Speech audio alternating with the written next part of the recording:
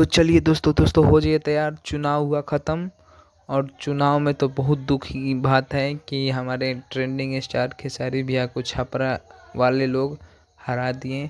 लेकिन दोस्तों चुनाव हो गया ख़त्म और दोस्तों अब हमारे भैया का एक और लहर ज़बरदस्त आ रहा है। दोस्तों विरोधियों ने सोचा था कि खेसारी लाल चुनाव हार गए तो सब कुछ चल गया। नहीं दोस्तों, आपको हम देंगे सबसे बड़ा अपडेट।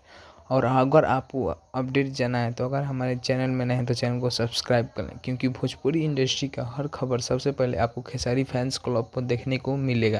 तो दोस्तों हम बात करें अपडेट का, तो दोस्तों अपडेट यही है कि हमारे ट्रेंडिंग स्टार का न्यू सॉन्ग का पोस्टर आ गया है।